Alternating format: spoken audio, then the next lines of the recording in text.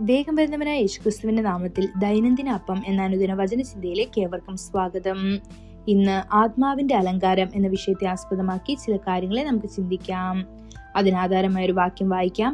1 പത്രോസ് 3:4 സൗമ്യതയും സാവധാനതയുമുള്ള മനസ്സി എന്ന അക്ഷയഭൂഷണമായ ഹൃദയത്തിന്റെ ഗൂഢമനുഷ്യൻ തന്നെ ആയിരിക്കണം. അത് ദൈവസന്നിധിയിൽ വിലയേറിയതാകുന്നു. ഓരോ വ്യക്തിക്കും ബാഹ്യരൂപവും ആന്തരിക സൗന്ദര്യവുമുണ്ട്. നിങ്ങൾ ശരീരത്തിൽ വസിക്കുന്നുണ്ടെങ്കിലും നിങ്ങളിലൊരു പ്രാണനും ആത്മാവുമുണ്ട്. സമാധാനത്തിന്റെ ദൈവം തന്നെ നിങ്ങളെ മുഴുവനും ശുദ്ധീകരിക്കുമാറാകട്ടെ. നിങ്ങളുടെ ആത്മാവും പ്രാണനും ദേഹവും അശേഷം നമ്മുടെ കർത്താവായ യേശുക്രിസ്തുവിന്റെ പ്രത്യക്ഷതയിൽ മുഴുവൻ കുറ്റമുറ്റതായി സംരക്ഷിക്കപ്പെടട്ടെ എന്ന് 1 തെസ്സലോനിക്കർ 5:23 കാണപ്പെടുന്നു. ആളുകൾ നിങ്ങളെ നോക്കുമ്പോൾ അവർ നിങ്ങളുടെ ബാഹ്യരൂപം കാണുന്നു. എന്നാൽ നിങ്ങൾ യഥാർത്ഥത്തിൽ ആരാണെന്ന് നിങ്ങളുടെ ഹൃദയത്തിന്റെ ആന്തരിക വ്യക്തിയിൽ വെളിപ്പെടുന്നു.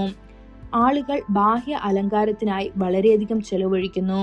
വിലയേറിയ വസ്ത്രങ്ങൾ വാങ്ങുക, സുഗന്ധദ്രവ്യങ്ങൾ, സൗന്ദര്യവർദ്ധന വസ്തുക്കൾ ഉപയോഗിക്കുക.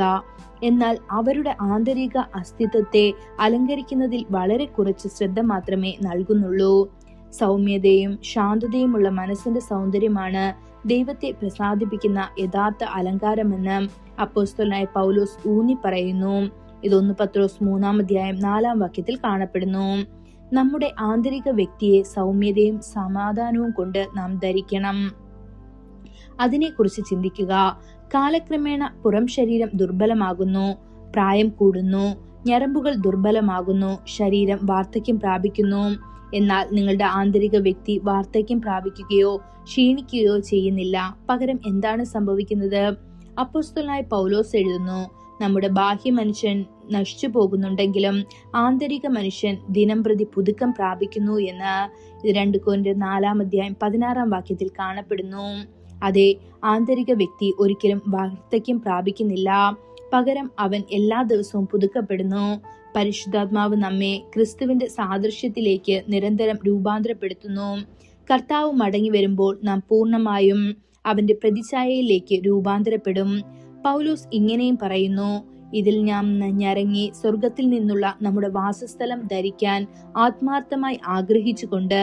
കാരണം നമ്മുടെ ഭൗമിക ഭവനമായ ഈ കൂടാരം നശിക്കപ്പെട്ടാൽ നമുക്ക് ദൈവത്തിൽ നിന്നുള്ള ഒരു കെട്ടിടം കൈകൊണ്ട് നിർമ്മിക്കാത്തതും സ്വർഗത്തിൽ നിത്യവുമായ ഒരു വീടുണ്ടെന്ന് നമുക്കറിയാം. ഇത് 2 കൊരിന്ത്യർ 5:1-2 കാണപ്പെടുന്നു. പ്രിയ ദൈവ പൈതലേ, നിങ്ങളുടെ കണ്ണുകൾ ഭൗമിക കാര്യങ്ങളിലല്ല, സ്വർഗീയ കാര്യങ്ങളിലായിരിക്കണം. അതിനായി ദൈവം നമ്മെ ഓരോരുത്തരെയും സഹായിക്കുമാറാകട്ടെ.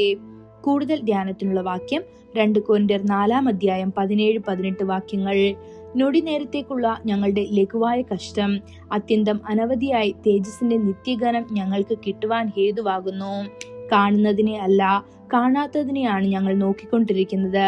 കാണുന്നത് താൽക്കാലികം, കാണാത്തതോ നിത്യം. ഇന്നത്തെ ബൈബിൾ വായന: രാവിലെ ഹോഷ്യ 12, 13, 14 അധ്യായങ്ങൾ. വൈകുന്നേരം വെളിപ്പാട് 4 അധ്യായം. ആമേൻ.